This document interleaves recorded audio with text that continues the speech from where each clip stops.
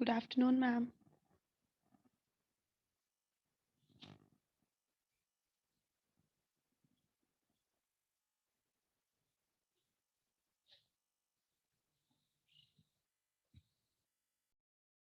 Good morning, ma'am.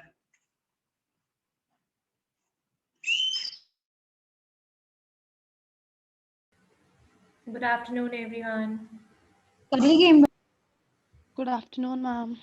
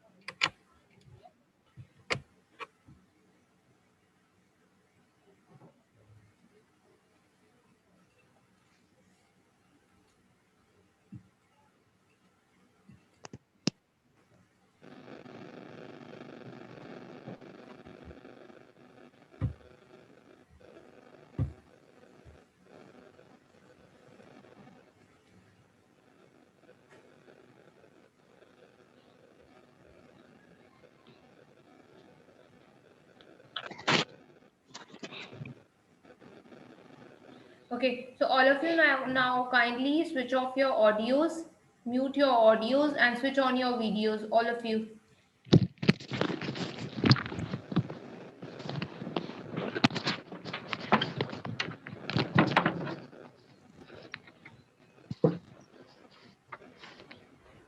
Put your mics on mute. There is a lot of disturbance coming. Put your mic on mute and switch on your videos.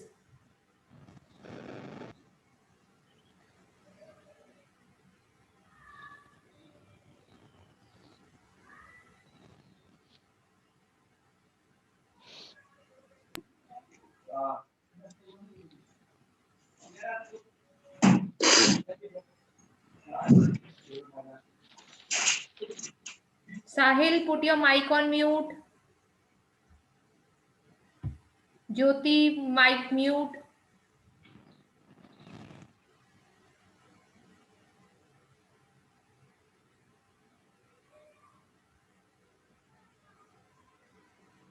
Monica, switch on your video.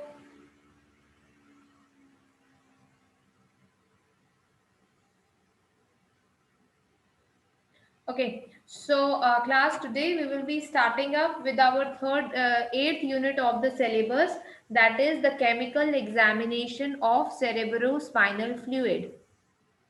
Okay, there are a number of fluids which are present in your body, which includes the blood, plasma, and CSF, more commonly known as CSF, is the cerebrospinal fluid.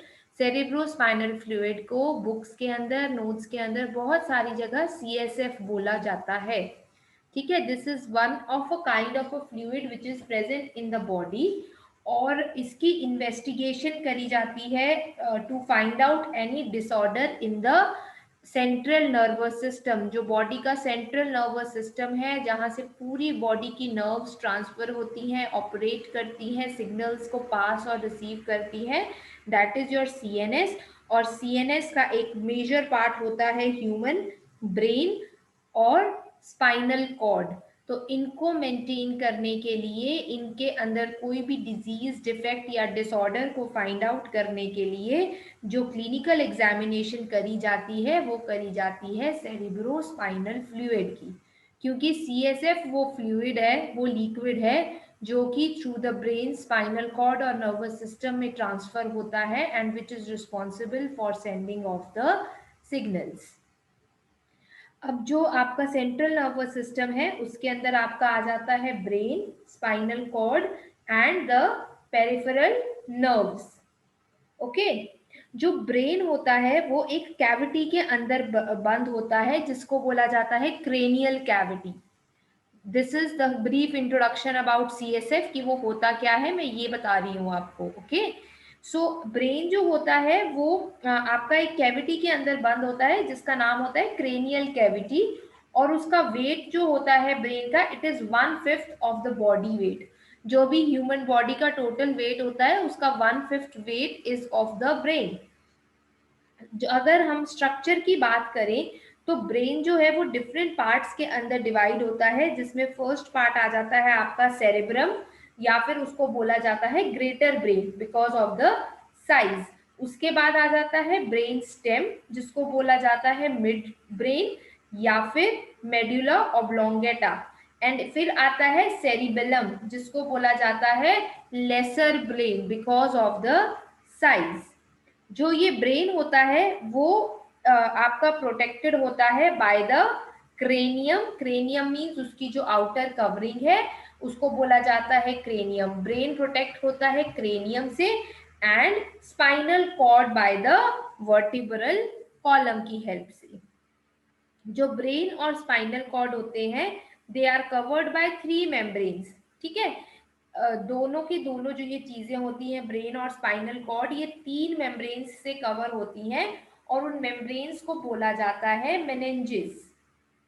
Okay, और meninges जो कि मैंने आपको बताया कि 3 covering होती है, उसके अंदर आउटर प्रोटेक्टिव कवरिंग होती है जिसको ड्यूरा मैटर बोलते हैं, मिडल मेम्ब्रेन होती है जिसको आर्किनॉइड मैटर बोलते हैं, इनर मेम्ब्रेन होती है जिसको पाया मैटर बोलते हैं। Although this is not a part directly of your syllabus, but you should know these terms, क्योंकि अगर उन्होंने केमिकल एग्जामिनेशन पूछी है, केमिकल एग्जामिनेशन मीन्स लेबोरेटरी के अंदर जो तुम टेस्ट परफॉर्म करते हो CSF के ऊपर, लेबोरेटरी में CSF पे टेस्ट परफॉर्म करने से पहले it is must to know कि CSF एक्चुअली होता क्या है, CSF से कौन कौन सी इंपॉर्टेंट बॉडी के ऑर्गन्स हैं जो कि जुड़े हैं। ठीक है जी, तो यहाँ तक हमने बात करी कि CSF की एग्जामिनेशन करी जाती है to find out any problem आपके सेंट्रल नर्वस सिस्टम में। सेंट्रल नर्वस सिस्टम में आता है brain, spinal cord and the peripheral nerves. Brain जो होता है वो मेन पार्ट है, इसलिए हमने ब्रेन के बारे में डिस्कस किया कि ब्रेन जो है उसका वेट 1/5 होता है बॉडी के बॉडी वेट का, और उसके अंदर 3 मेजर पार्ट होते हैं, ग्रेटर ब्रेन, मिड ब्रेन और लेस ब्रेन। ब्रेन की आउटर कवरिंग जो कि उसको प्रोटेक्ट करती है उसको बोला जाता है क्रेनियम, और स्पाइनल कॉर्ड के थ्रू वो प्रोटेक्ट होता है। और ब्रेन और आपका स्पाइनल कॉर्ड कलेक्टिवली 3 मेम्ब्रेन्स से प्रोटेक्ट किया जाता है, जिन मेम्ब्रेन्स का नाम होता है जिसको कलेक्टिवली बोला जाता है मेनिंजेस। ये जो 3 कवरिंग है मेनिंजेस, इसके 3 पार्ट्स होते हैं, आउटर पार्ट जिसका नाम है ड्यूरा मैटर, मिड पार्ट जिसका नाम है एरेक्नॉइड मैटर, और इनर पार्ट जिसका नाम है पाया मैटर। जब आप बुक्स में से, नोट्स में से पढ़ोगे आपको इजीली ये चीजें डायग्राम के थ्रू वहां दिखाई गई हैं, so you will get to know more clearly. इस यूनिट के नोट्स के लिए you can either refer to the book M.N. Chatterjee और you can refer to the book Kolhatkar. Okay, चलिए, now if I talk about arachnoid matter और जो पाया matter है, मतलब जो हमने मिड वाली मेनिंज को डिस्कस किया है और इनर वाली को डिस्कस किया है, वो एक दूसरे से सेपरेट होती हैं, और वो जो स्पेस से सेपरेट होती हैं उसको बोला जाता है एरेक्नॉइड स्पेस। और जो सेरेब्रोस्पाइनल फ्लूइड होता है वो इस एरेक्नॉइड स्पेस में ही प्रेजेंट होता है। आई एम रिपीटिंग, जो मेनिंज की इनर मोस्ट और मिडल वाली लेयर है, एरेक्नॉइड और पाया मैटर है, उनके बीच में स्पेस होता है, इस स्पेस को बोला जाता है सब एरेक्नॉइड स्पेस, और इस स्पेस के अंदर जो फ्लूइड भरा होता है उस फ्लूइड को बोला जाता है सेरेब्रोस्पाइनल फ्लूइड। ठीक है, now if I talk about the important function of the CSF का first main important function है that it provides a cushion to support and protect the brain and the spinal cord. ये cord एक cushion की तरह act करता है क्योंकि ये ब्रेन को और स्पाइनल कॉर्ड को किसी भी इंजरी से प्रोटेक्ट करता है, बचाता है। सेकेंड इंपॉर्टेंट फंक्शन है that it acts as a shock absorber. अगर कोई भी शॉक, कोई भी चोट, कोई भी धक्का लगता है तो ये एक शॉक एब्जॉर्बर की तरह एक्ट करता है, that it can absorb some shocks या फिर स्ट्रेस टू समवट लेवल, और उससे ये प्रोटेक्ट करता है ब्रेन को और स्पाइनल कॉर्ड को। ऑल्सो इसका अनदर इंपॉर्टेंट फंक्शन है कि ये न्यूट्रिएंट्स को कैरी करता है to the brain and the spinal cord, और जो भी वहां से वेस्ट प्रोडक्ट होते हैं ब्रेन के या स्पाइनल कॉर्ड के, उनको वहां से रिमूव कर देता है। सो इंपॉर्टेंट फंक्शन इज कि that it helps in giving the or providing the nutrients to the brain and spinal cord, and it draws back the waste from these two spaces. Next इसका important function होता है it maintain a constant pressure inside the head and around the spinal cord. एक pressure maintain करके रखता है head के अंदर, brain के अंदर और स्पाइनल कॉर्ड के अंदर। और सबसे इंपॉर्टेंट बात है that it keeps the brain and the spinal cord moist. Moisture maintain रखता है, वाटर के कंटेंट को मेंटेन रखता है in the brain as well as the spinal cord. ठीक है, क्लियर है यहाँ तक सभी को? किसी को कोई डाउट है? Yes, तो ma'am. हाँ जी, if you have any doubts तो you guys can raise your hand. Raise hand अपने असली के हाथ नहीं उठाने हैं, there is a function in the Zoom जहां पर आप रेज हैंड लिखा हुआ है। ठीक है, चलिए नाउ नेक्स्ट इंपॉर्टेंट पार्ट। हमने बहुत बारी एक, जब हम टेस्ट्स को पढ़ते थे तो हमने एक फंक्शन पढ़ा, हमने एक टर्म पढ़ी थी जिसको बोला था लंबर पंक्चर। लंबर पंक्चर कब हो जाता है? जब गलत तरीके से सैंपल को कलेक्ट करते वक्त नीडल से पंक्चर हो जाता है। ठीक है, सो सीएसएफ को कलेक्ट कैसे किया जाता है? Specimen of CSF is collected by lumbar puncture. Puncture mean spinal cord के, क्योंकि हमने बोला ये ब्रेन और स्पाइनल कॉर्ड में प्रेजेंट है, तो वहां पंक्चर करने के लिए there is a term lumbar puncture, जिसके लिए एक लंबी सी निडल यूज की जाती है और उस निडल के अंदर होता है स्टाइलेट। तो वो जो निडल है उसको इंट्रोड्यूस करवाया जाता है between the third and the fourth lumbar vertebrate. जो तुम्हारी लंबर वर्टेब्रेट्स होती हैं थर्ड और फोर्थ के अंदर इंसर्ट किया जाता है इनटू द स्पाइनल कॉर्ड, और वहां से इसको विड्रॉ किया जाता है फ्लूइड को या सीएसएफ को। ये बहुत डेलिकेट ऑपरेशन होता है और इससे बहुत चांसेस होते हैं that there could be some damage to the spinal cord, and because of this thing ये बहुत ही जो टेक्निक, जो टेक्नीशियंस जो होते हैं पूरे एक्सपर्ट होते हैं, only they are allowed to perform this function. Clear है यहाँ तक सभी को? Next Yes, ma'am. जो नेक्स्ट अब जो हमारा सीएसएफ होता है, सीएसएफ की कॉम्पोजिशन की अगर हम बात करें तो सीएसएफ की कॉम्पोजिशन होती है it is made up of water, it is made up of dissolved oxygen and other solids. ठीक है, सॉलिड्स में आपका आ जाता है protein, glucose, chloride, sodium, iron, potassium. ठीक है, अब जो इसकी एवरेज वॉल्यूम होती है in the body it is between 100 to 150 ml। Okay, और इसकी composition is very similar to the plasma. Plasma जैसी ही इसकी कॉम्पोजिशन होती है, लेकिन जो कंसंट्रेशन होती है सोडियम की, क्लोराइड की, मैग्नीशियम की और ग्लूटामिन की, वो ज्यादा होती है सीएसएफ के अंदर रैदर देन प्लाज्मा के अंदर। और जो कंसंट्रेशन होती है ग्लूकोज, पोटेशियम, कैल्शियम, कोलेस्ट्रॉल और यूरिक एसिड की, वो ज्यादा होती है प्लाज्मा के अंदर।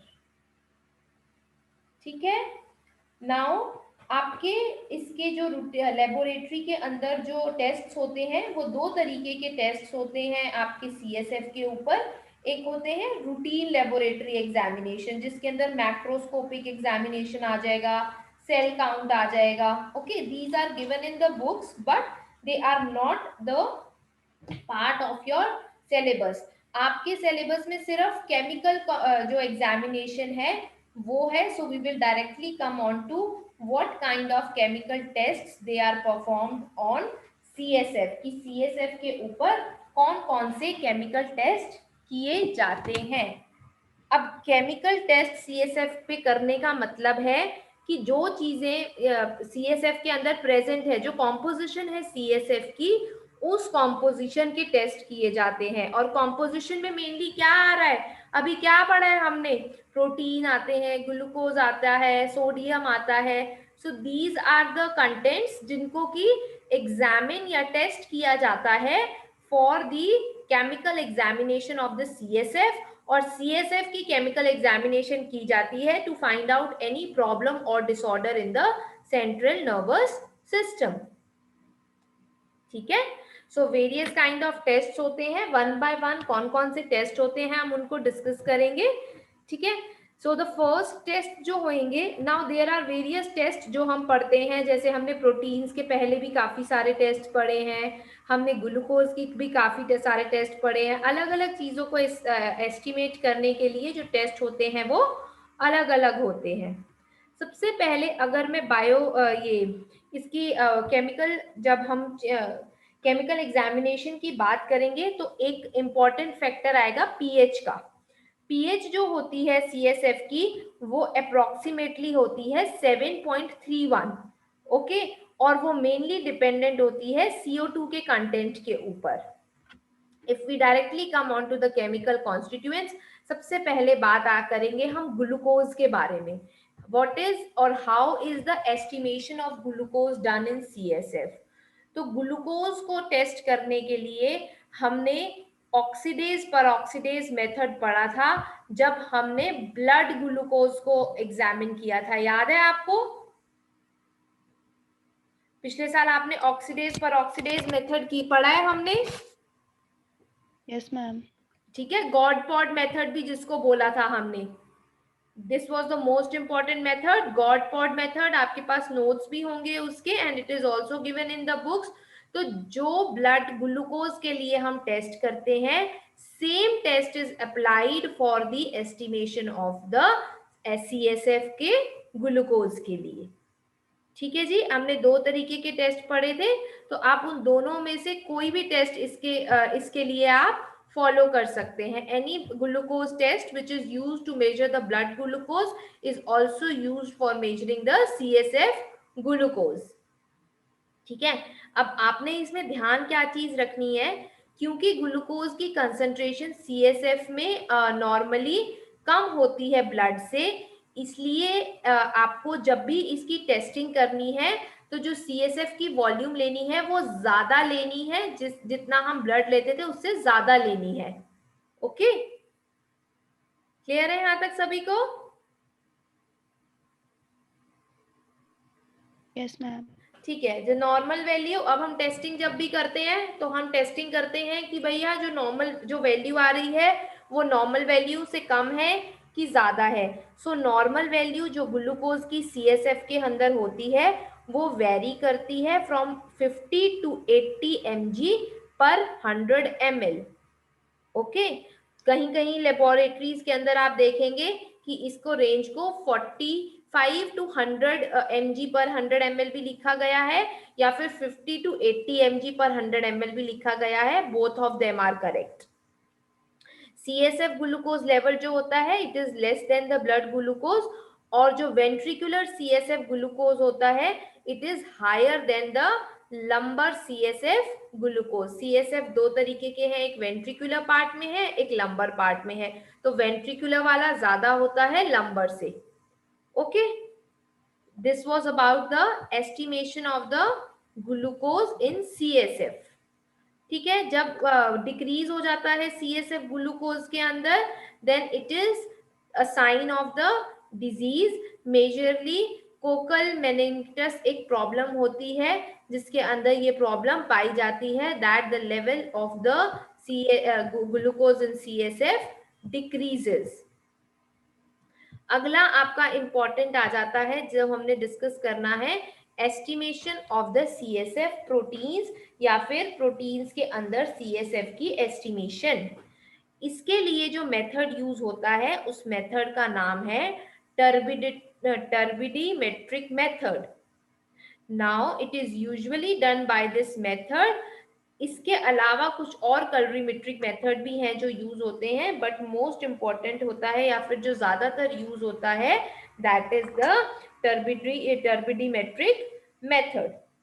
इस मेथड के प्रिंसिपल की अगर हम बात करें तो इसमें क्या बेसिकली होता है, जो प्रोटीन होता है सीएसएफ के अंदर उनको प्रेसिपिटेट किया जाता है, या तो उसको डाइल्यूट करवा के ट्राइक्लोरोएसिटिक एसिड के साथ या सल्फोसैलिसिलिक एसिड के साथ in the sodium sulphate solution. तो फर्स्ट स्टेप में क्या हुआ, प्रोटीन को प्रेसिपिटेट करा गया। किस चीज से प्रेसिपिटेट कराया गया, by adding that protein into the dilute trichloroacetic acid के अंदर या फिर सल्फोसिलिक एसिड के अंदर इन अ सोडियम सल्फेट सॉल्यूशन। और जो टर्बिडिटी प्रोड्यूस होती है, जो सोल्यूशन की टर्बिडिटी आती है, that is measured in a calorimeter against a known standard. एक आपका स्टैंडर्ड सैंपल होगा, एक ये सैंपल सॉल्यूशन होएगा। इन दोनों की कैलोरीमेट्रिक मेथड से आप टर्बिडिटी मेजर कर सकते हैं। जो रिएजेंट्स आपको चाहिए इस मेथड के लिए, यू रिक्वायर ट्राइक्लोरोएसिटिक एसिड, उसके बाद आपको एक स्टॉक स्टैंडर्ड प्रोटीन का सोल्यूशन चाहिए होगा, उसके बाद आपको एक वर्किंग स्टैंडर्ड प्रोटीन सोल्यूशन चाहिए होगा। And if we talk about the procedure, तो इसमें सबसे पहले आपका 1 ml ऑफ CSF फ्लूइड जो है उसको मिक्स कराया जाएगा 3 ml सल्फोसिलिक एसिड के साथ। उसके बाद उसको 5 मिनट्स तक you have to allow it to stand. और जब आपने उनको मिक्स कर दिया, स्टैंड करवा दिया, जो टर्बिडिटी डेवलप हुई है उसको मेजर कर लिया जाता है against the standard. This is the simple method for performing this test, जिसका नाम है turbidimetric method for the estimation of the protein in the CSF। Protein वाला टेस्ट क्लियर है सभी को? Any doubt to anyone? हाँ मैम। ओके, चलिए अब नेक्स्ट हमने करना है इसका क्लिनिकल सिग्निफिकेंस क्या है प्रोटीन के। सबसे पहले अगर हम बात करें नॉर्मल वैल्यू की, तो जो प्रोटीन का कंटेंट होता है नॉर्मली CSF के अंदर वो रेंज करता है बिटवीन 15 to 45 mg पर 100 ml। कई जगह पर इसको आपको 20 to 45 भी बताया जाता है, या फिर कई जगह पर इसको 15 to 40 भी बताया जाता है, depending upon the different laboratories. Okay, और जो प्रोटीन कंटेंट होता है it is almost entirely albumin का होता है with a small amount of ग्लोब्यूलिन्स। अब अगर हम क्लिनिकल सिग्निफिकेंस की बात करें, अगर इंक्रीज हो जाता है CSF प्रोटीन के अंदर, अगर टोटल प्रोटीन कंटेंट जो है वो होता है, then this is the sign of some abnormality. And the protein in such cases जो होता है मिक्सचर होता है एल्ब्यूमिन और ग्लोब्यूलिन का, और अगर ग्लोब्यूलिन इंक्रीज करते हैं देन उनको एस्टिमेट किया जाता है बाय दिस क्वालिटेटिव टेस्ट। ये क्वालिटेटिव टेस्ट है जो हमने डिस्कस किया, जहां हम क्वालिटी मेजर कर रहे हैं। क्वांटिटेटिव टेस्ट की अगर हम बात करें तो क्वांटिटेटिव टेस्ट होते हैं by electrophoresis and by the immunological methods.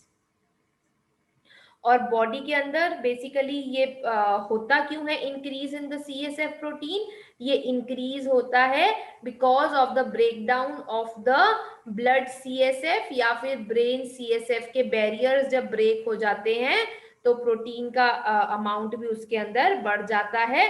And ये होता क्यों है, बैरियर क्यों ब्रेक होता है, या तो बॉडी के अंदर कोई इन्फ्लामेटरी रिएक्शन की वजह से या फिर ड्यू टू एनी ऑब्स्ट्रक्शन, कोई रुकावट की वजह से ये बैरियर ब्रेक हो जाते हैं। बैरियर ब्रेक होने की वजह से जो प्रोटीन है from the blood also goes to the CSF and the amount of protein in the CSF increases।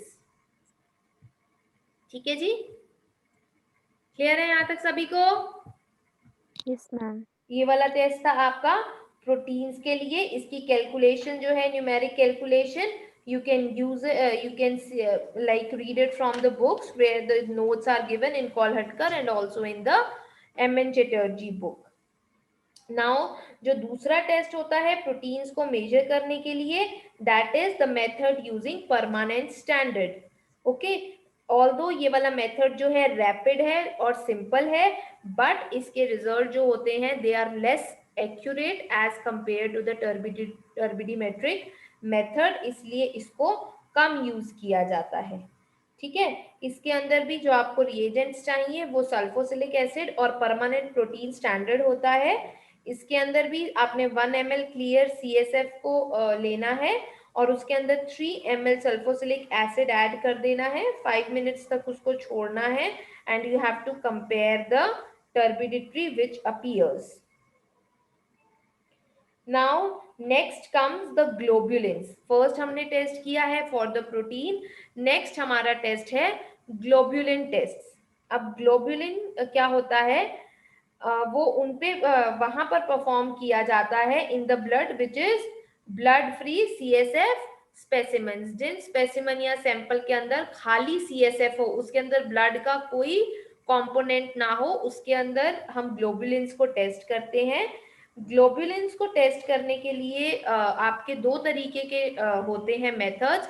The first is the qualitative test and then the second is the quantitative test. तो जो आपके qualitative test होते हैं, qualitative test के अंदर सबसे पहले आपका टेस्ट आ जाता है पांडेज टेस्ट, इसका नाम होता है पांडेज टेस्ट। और next is the Nonne Apelt test. दो तरीके के टेस्ट हैं जो कि बहुत कॉमन है। The first test which is the Pandy's test, इसके अंदर आप एक सैचुरेटेड एक्वस सॉल्यूशन लेते हैं फिनॉल का।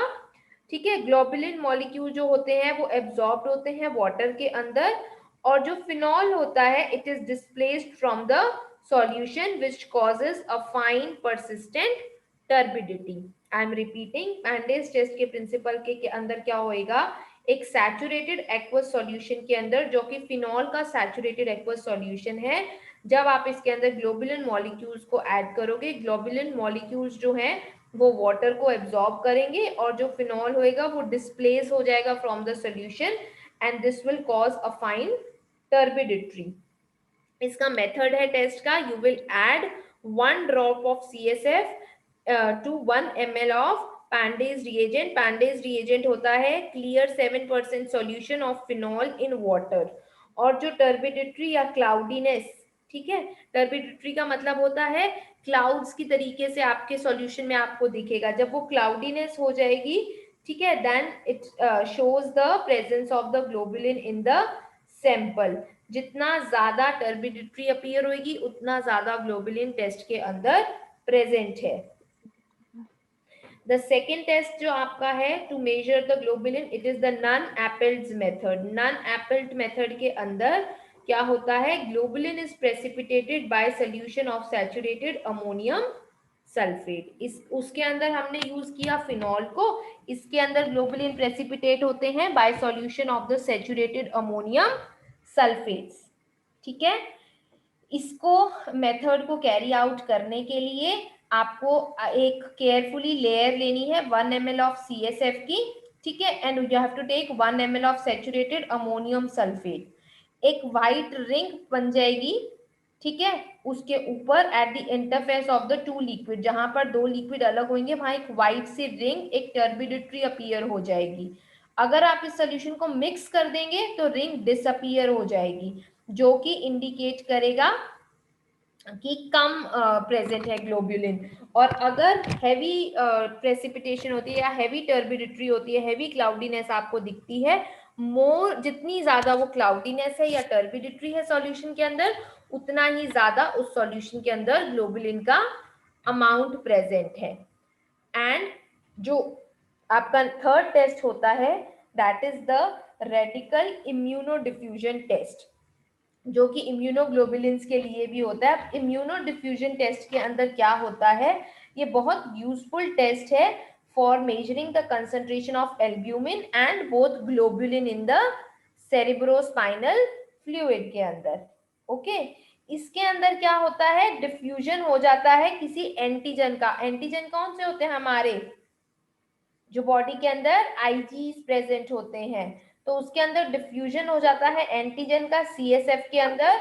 और ये कैसे होता है diffusion, through a semi solid membrane, जिसके अंदर एक एंटीबॉडी प्रेजेंट होती है। तो एंटीबॉडी प्रेजेंट होने की वजह से एंटीजन का डिफ्यूजन हो जाता है एंड देयरफॉर एक विजिबल जोन ऑफ प्रेसिपिटेशन बन जाता है। जब वो प्रेसिपिटेशन जोन फॉर्म हो जाता है सो उसको मेजर कर लिया जाता है corresponding to the concentration of the antigen. जितना एंटीजन है उसके कॉरेस्पॉन्ड प्रेसिपिटेटेड सैंपल को कैलकुलेट किया जाता है और ये मेथड जो होता है ये इम्यूनोग्लोबुलिन और एल्ब्यूमिन रेशियो को भी डिटरमिन करता है, जो कि आपका क्लिनिकली बहुत इंपॉर्टेंट है in the problems like neurological disorders या फिर मल्टीपल स्क्लेरोसिस के अंदर। जो नॉर्मल रेंज आपकी इसकी होती है, नॉर्मल CSF में अप्रोक्सीमेटली 60% एल्ब्यूमिन होता है, 8% इम्यूनोग्लोबुलिन होते हैं एंड 32% अदर प्रोटीन्स होते हैं। सो क्लिनिकल सिग्निफिकेंस इसका क्या है? अगर इंक्रीज है CSF प्रोटीन्स के अंदर दैट मीन्स माइल्ड इंक्रीज नजर आता है in the problems like multiple sclerosis, brain tumours, viral meningitis. और आपका CSF ग्लोबुलिन स्पेशली इम्यूनोग्लोबुलिन जो होते हैं बढ़ जाते हैं in the cases of multiple sclerosis और बहुत ज्यादा इंक्रीज CSF प्रोटीन में नजर आता है in the problems like tuberculosis, spinal cord के ट्यूमर के अंदर या सेरेब्रल हेमरेज के अंदर। कई बार कोई चोट लगने की वजह से एकदम जब हेमरेज होता है उस केस के अंदर। So this was about the estimation of the globulins. तो अभी तक हमने पढ़ा estimation of the glucose, estimation of the globulin, estimation of the protein. ठीक है जी। जो हमारा लास्ट कंटेंट है जिसको एस्टिमेट किया जाता है दैट इज द क्लोराइड्स। अब क्लोराइड्स की एस्टिमेशन जब की जाती है CSF के अंदर बहुत कम की जाती है, लेकिन उसको टाइटरेशन मेथड के थ्रू किया जा सकता है but it is very less required as compare to the glucose, proteins and globulins. Clear है सभी को? हाँ जी, switch on your mics. Switch on your mics, all of you. Clear है सभी को? Yes, ma'am. This was about the 8th unit. Here we have completed the 8th unit. आपकी MN Chatterjee के अंदर चैप्टर नंबर 42 है जिसमें ये सारी डिटेल बताई गई है। ठीक है, और आपकी कोल्हटकर के अंदर आपका चैप्टर नंबर 10 है। दोनों के अंदर ही बहुत अच्छे से इनको एक्सप्लेन किया गया है with the normal values and the clinical significance. दोनों बुक्स के अंदर रूटीन मैक्रोस्कोपिक टेस्ट की बात भी करी गई है, आपने वो नहीं पढ़ना है क्योंकि आपके सिलेबस के अंदर सिर्फ केमिकल एग्जामिनेशन की बात की गई है। केमिकल एग्जामिनेशन के अंदर हमने पढ़ी है estimation of glucose, proteins, globulins and the chloride, और जो क्लोराइड होते हैं वो बहुत कम मेजर किए जाते हैं। So this is what you have to read for your syllabus and your exams. आपने पूरा चैप्टर नहीं पढ़ना है। ठीक है, दोनों ही बुक्स के अंदर दो तरीके के टेस्ट हैं, लेकिन आप लोगों ने सिर्फ केमिकल एग्जामिनेशन की बात पढ़नी है। ठीक है जी, क्लियर है सभी को? Yes, Ma'am. ma'am. Chemical examination mainly आएंगे, बट अपार्ट फ्रॉम दैट आपको पता होना चाहिए CSF क्या होता है, उसका फंक्शन कैसे क्या होता है, उसको कैसे, उसका सेल काउंट कैसे किया जाता है। सेल काउंट करके you will get a topic, अब उसको सेल काउंट कैसे किया जाता है। ठीक है, उसका ब्लड में CSF की क्या वॉल्यूम होती है, अपीयरेंस में कैसा दिखता है, you should know these things. ठीक है जी, क्लियर है सभी को? Yes, Yes, ma'am. ma'am. Ma'am, हाँ जी बच्चे बोलो, ज्योति बोलो। मैम वो बुक्स नहीं मिली मैम, वो गूगल पे जो आपने बोला था। बेटा मैं आपको आज सेंड करती हूँ। MN चटर्जी करनी थी कि कौन सी बुक करनी थी, मुझे नाम याद दिला दो। Yes, ma'am. Ma'am, MN Chatterjee. Call हट ठीक है, कर। कोल्हटकर Call हट कर। PDF अवेलेबल नहीं है आपका, उसको उसका PDF कहीं पर भी अवेलेबल नहीं है। वो आप में से जिस बच्चे के पास भी उसकी फिजिकल बुक पड़ी है तो आपस में एक दूसरे के साथ you will have to share the pictures, या फिर अगर कोई लाइब्रेरी में जा सकता है तो वहां से नोट्स कराने पड़ेंगे। कोल्हटकर की आपको सॉफ्ट कॉपी नहीं मिलेगी। मैम तो फिर MN चटर्जी की कर मैं देना आप MN सेंड ना। चटर्जी की बच्चे अभी ग्रुप पे सेंड कर रही हूँ okay after the ma'am. Lecture. ठीक है, okay ma'am, Yes. Thank you. हाँ जी, एनी अदर डाउट्स? यहाँ पर हमारा खत्म हो जाता है 8th यूनिट। ठीक है, now we are just left with one unit, that is the third unit, जिसके अंदर हमने पढ़ना है gastric analysis. Okay, tomorrow we will start with that unit. Most probably in next 2 days हम उसको कंप्लीट कर लेंगे और हमारा सिलेबस कंप्लीट हो जाएगा. अपकमिंग जो वीक आपका आ रहा है, मंडे ऑनवर्ड्स आपके मिड टर्म्स हैं. ठीक है, मिड टर्म के अंदर आपकी सभी यूनिट्स आएंगी, जो मिड टर्म 1 के अंदर आई थी वो भी, और जो हमने अभी करी हैं वो भी. तो as in your complete syllabus, all the 8 units will be part of your mid term 2 examination. ठीक है, अभी you have still 4-5 days left with you. उनको सभी को पढ़ लो. अगर किसी भी चैप्टर के कोई टॉपिक क्लियर नहीं है तो अपने we will held doubt class on Friday. हम फ्राइडे को एक डाउट सेशन रख लेंगे, जिसके कोई भी डाउट्स होंगे you can clear your doubts. किसी को नोट्स में कोई प्रॉब्लम आ रही है, let me know on the official group. I will send you the notes और I will send you the books. Okay, Yes, ma'am. ठीक है बच्चे, चलो, that is the end of the class for today. We will meet tomorrow at the same time. Okay, ma'am. Thank you, Okay, ma'am. ma'am. Okay, most welcome. Bye bye. Stay safe.